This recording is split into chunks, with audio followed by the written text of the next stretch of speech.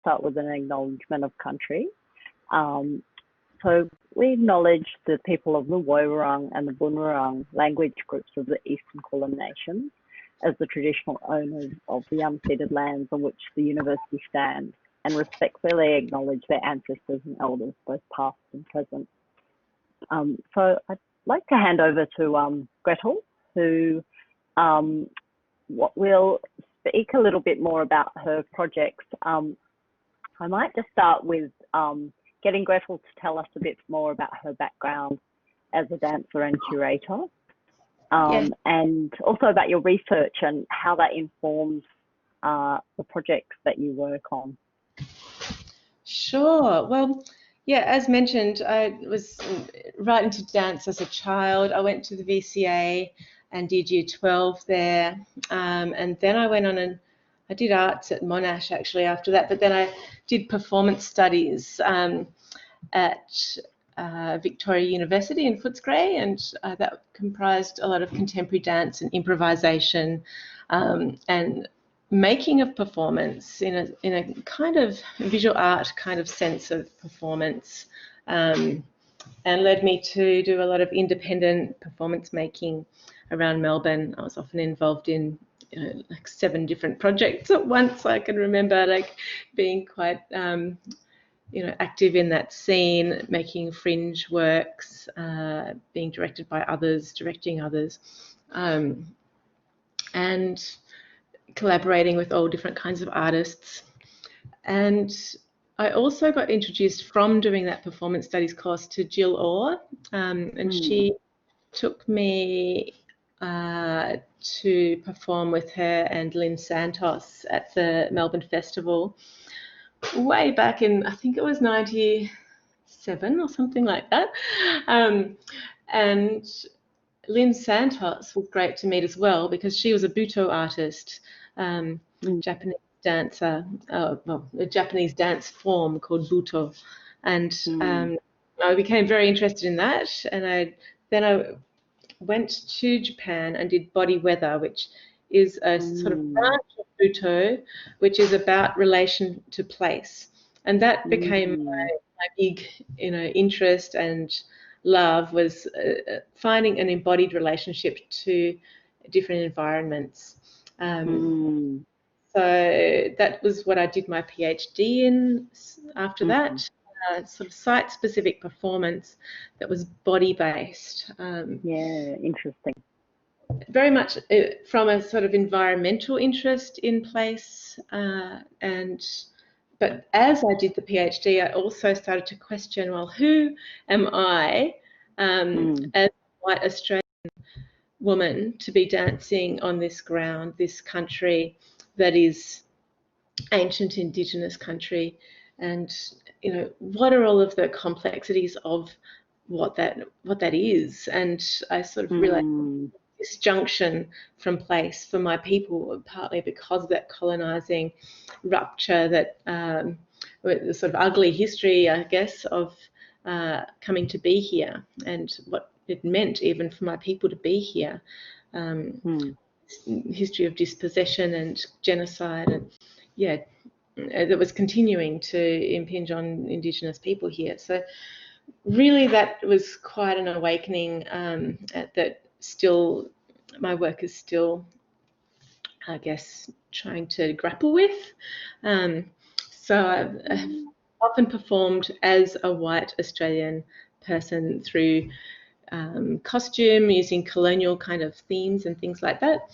And I also became much more interested in cultural heritage and sort of historical identity in relation to place. So there's different layers of place. There's ecological, there's historical or cultural identity aspects. There's also social aspects of place, and I got involved in a project after I'd done my PhD. I also went up to the Northern Territory and lived there for a few months, or quite a few months, and was involved in a project, or getting a project underway with Indigenous women elders in Yindamu in the Northern Territory, which is a Warlpiri community. And we got a dance camp started there that was really for the elders to pass on their dances as they used to in times gone by to the younger generations of women. And yeah, that's still one of the things I'm most proud of that I've been part of. Those women are still doing that. They're still gathering on country twice a year. I don't go anymore. Sometimes I do. I haven't been for a while, but I would really like to join them again. But yeah, they are still doing this practice and passing on their dances, and that's really important for them to keep their sense of culture being understood and enjoyed, and the pride that the young girls get from knowing their dances is really important to them. So I guess social layer of or it became like community cultural development, I guess, at that point. And I did do that course at BCA just for a year, the community development course. Right. Okay. I didn't realise you had done that course. And that's how you know Marnie? No, not actually. No. Yeah.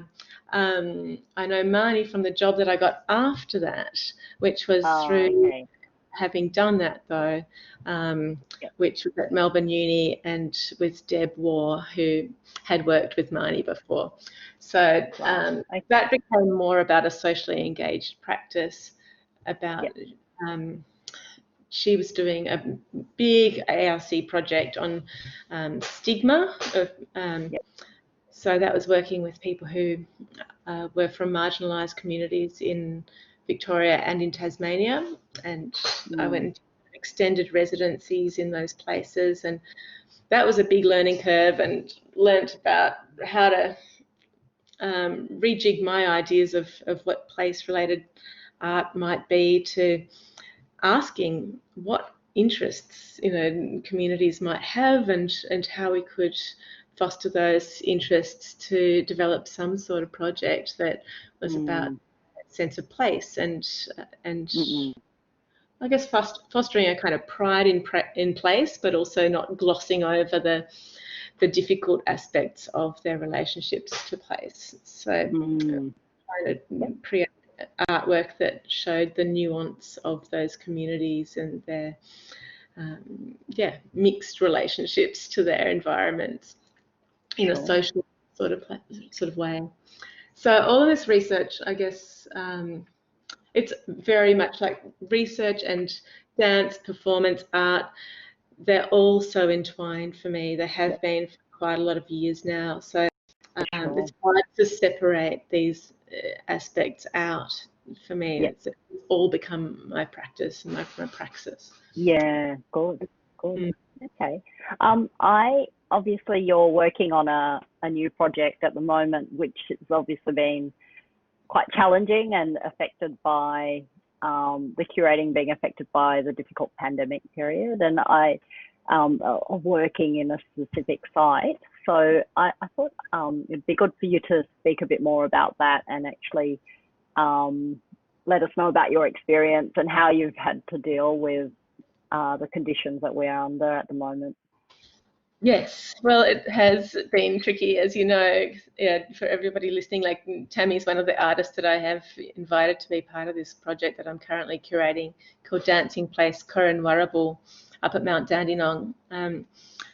And yeah, I hope everybody is doing okay, because obviously, yes, we are in a really difficult stage here in Melbourne. But things hopefully looking a bit brighter with the numbers going down.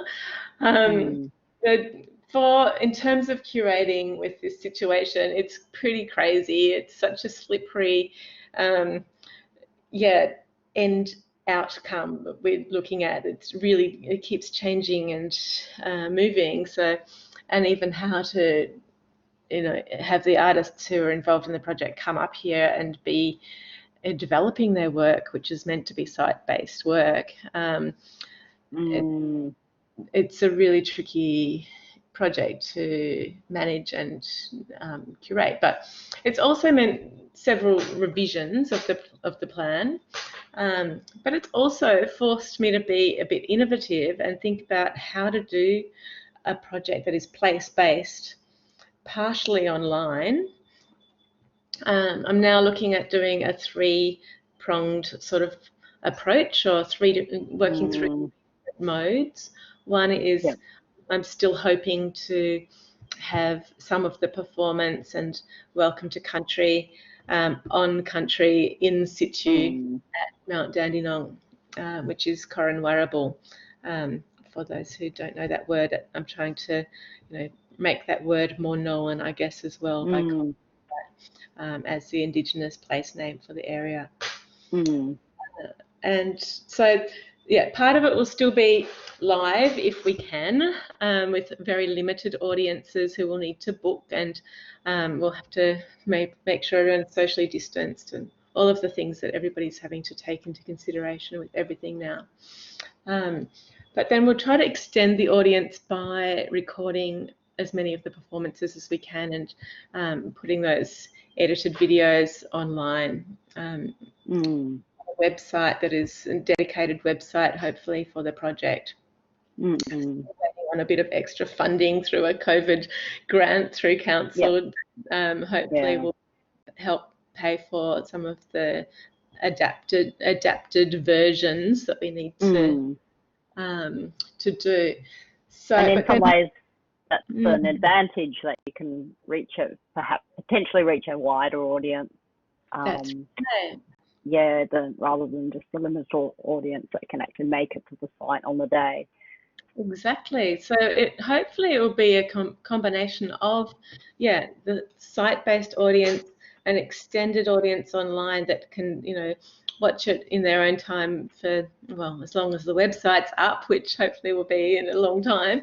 And also I'm looking at doing another aspect or another mode, which is a kind of in between, which is an idea that we put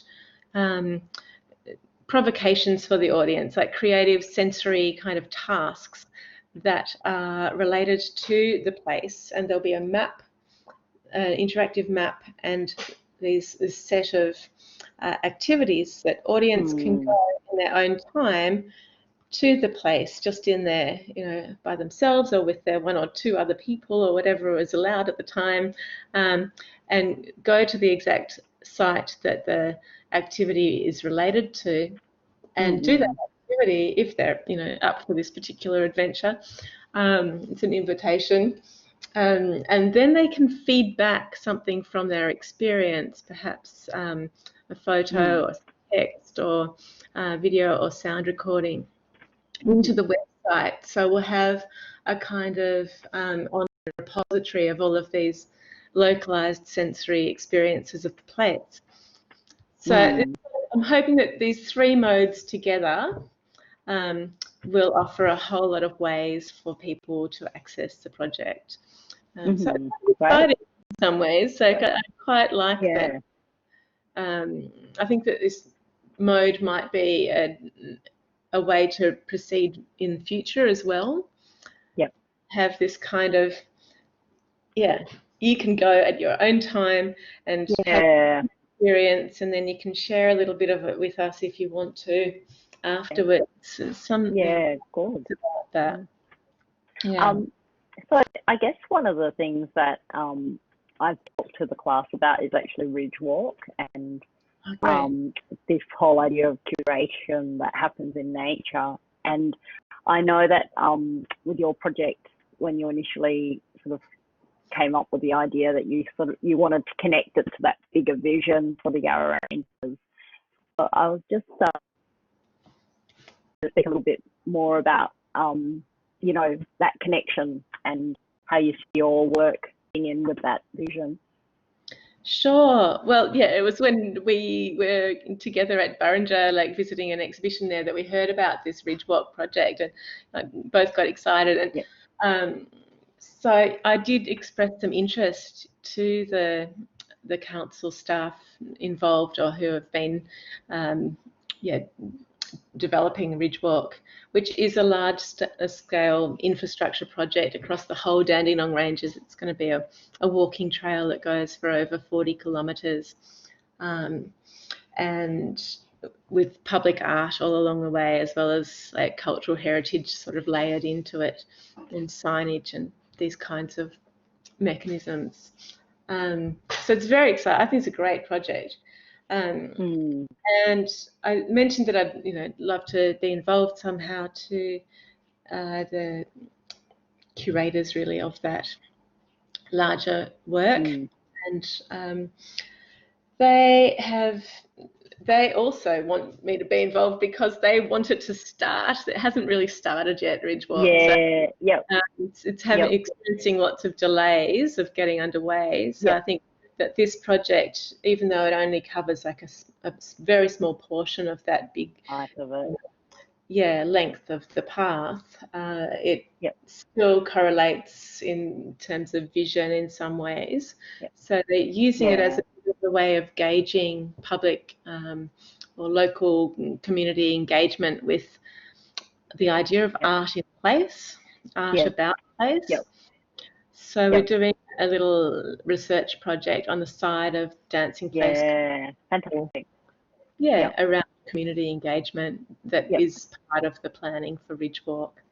And they obviously seem quite open to different types of art forms, and not necessarily permanent interpretations.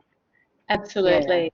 Yes, they actually specified that they don't like that duality of permanent and temporary or ephemeral, that it's really, they don't really differentiate that like that.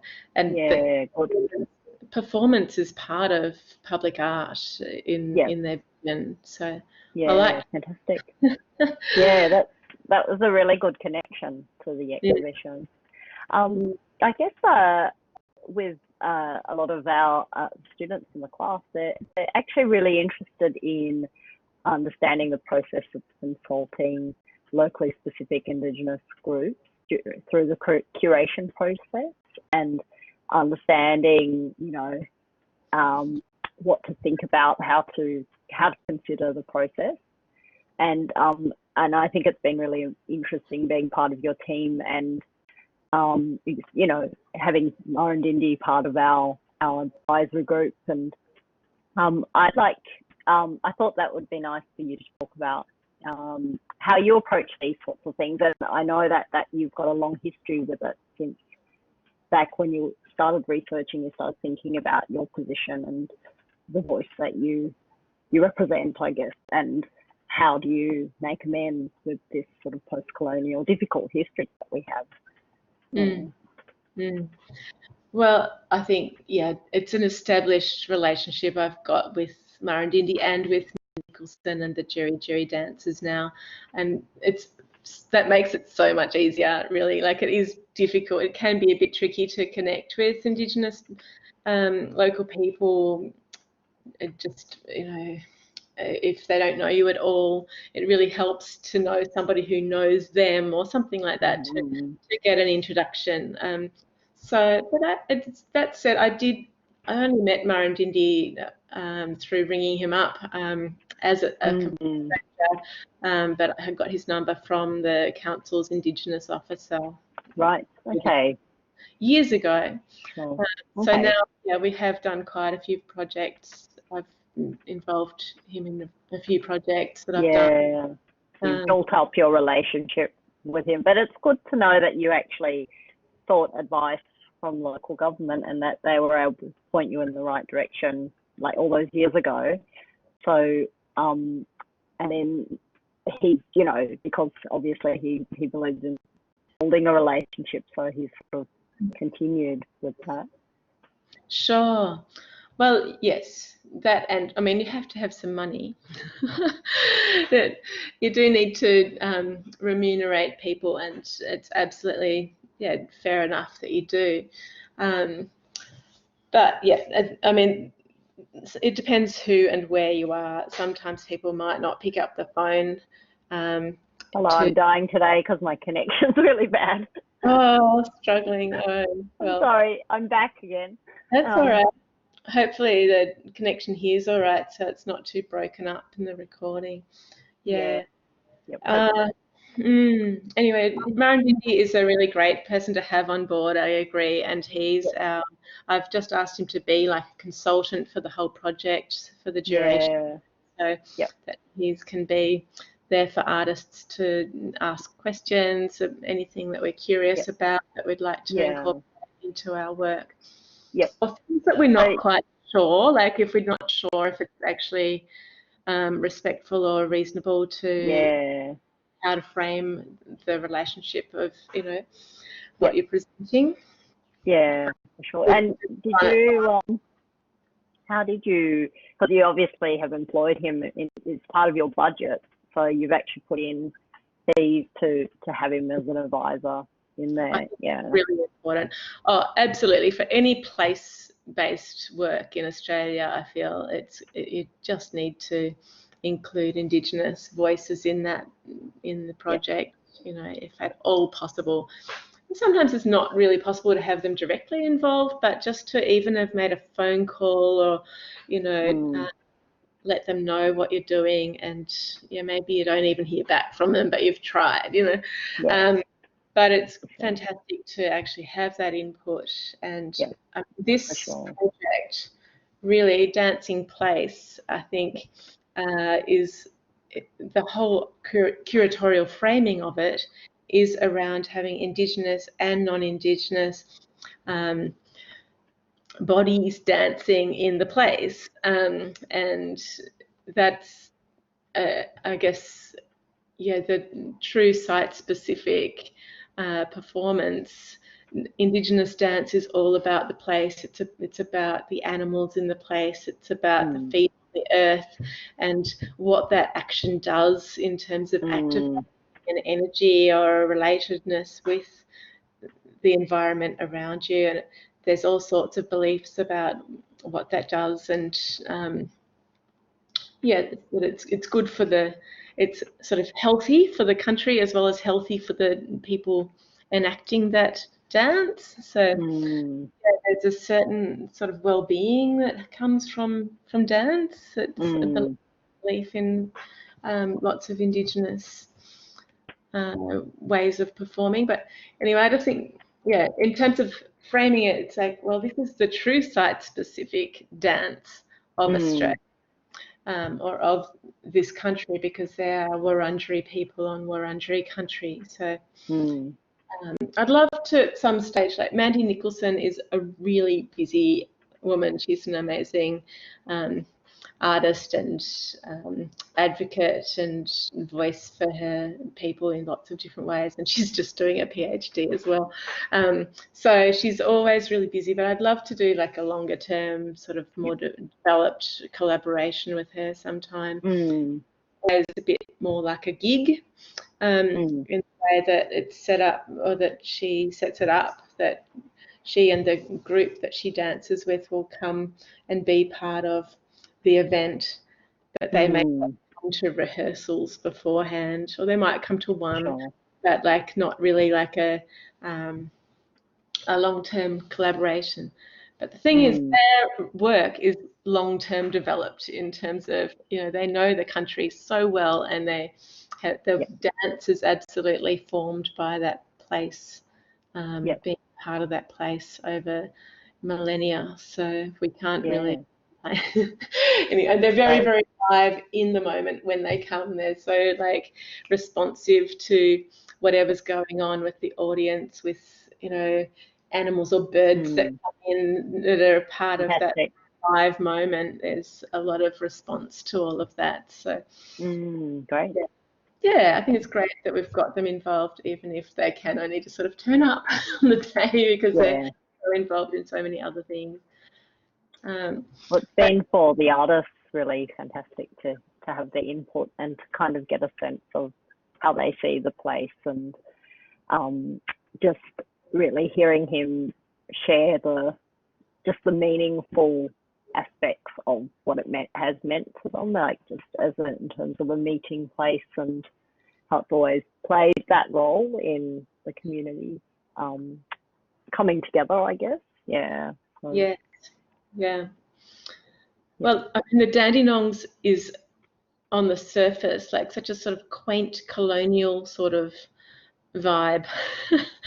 As you know, the towns sort of perform this colonial quaintness for tourists through, you know, Devonshire teas and whatever. It's that is the culture of the place, but really, and that's, I guess, what I wanted to address partly with this project. It's like, hello, there's a lot more going on here, and there has been so much more in the past. And it's not well acknowledged, is it?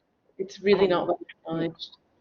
Yeah, I think I see more signs of it more with the, I guess, the natural landscape a bit more, like with, you know, sort of the local endangered species of flora and fauna, but not so much with the cultural aspects of the communities that have been part of the area. Yeah.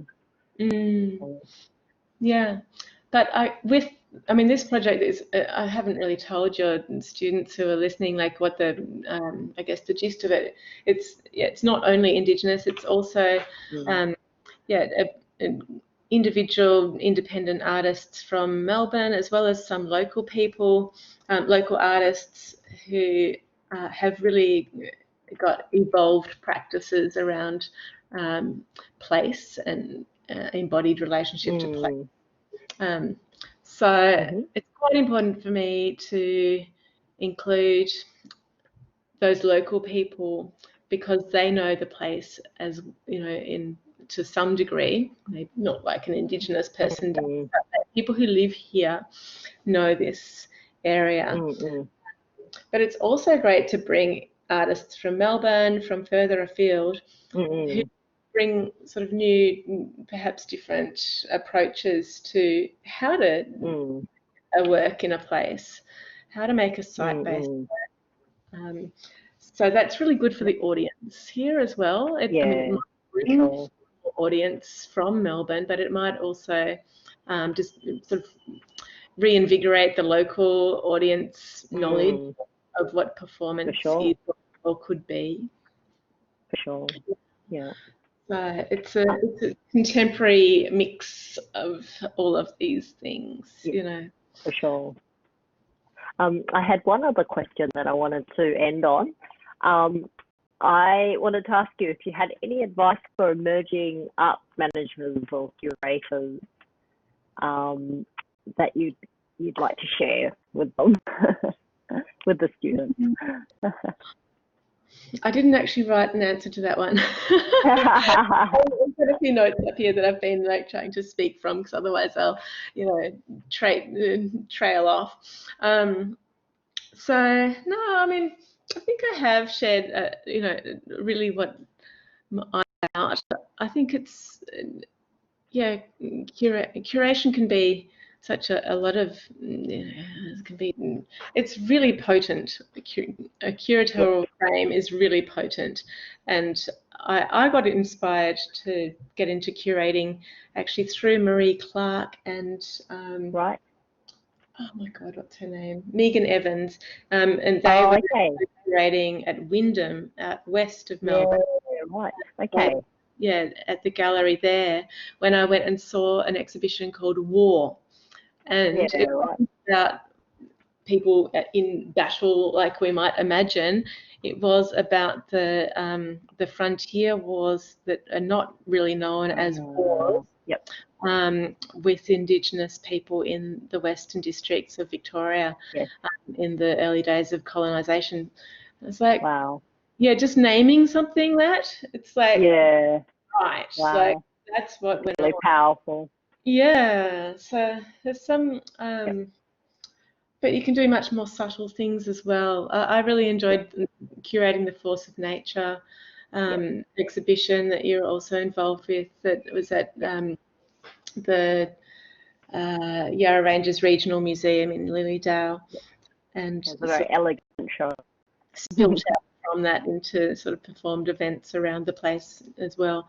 But that idea of trying to bring performative and participatory artists into the gallery space, or into a curatorial frame, I guess, to try to bring some lively action in terms of responding to the climate emergency. Really, that's what I was responding to with that exhibition, but it was not the usual woe. It was more about focusing on nature and the lively engagement with that I wanted to bring out by inviting those performative kind of artists to respond to those themes. And yeah, that was Okay. that experience. I guess it's about giving people experiences, and it's participatory. I love, to be involved in the art. If I go to a show, I want to be able to get tactile with it. So Okay. So we might wrap up at that point. Yeah. Thank you so much, Gretel. I must say that with the Force of Nature, I really enjoyed the performances over at Lake Lilydale, which just for me, because it's a place that I often go with my family and see it in a very functional kind of way. And I think it was I really enjoyed the seeing that space in a really creative and artistic way, and just really changed my lens on how I felt about place after seeing your performances there. Oh, that's fantastic to hear. Yay. Thank you. Yeah. Thanks.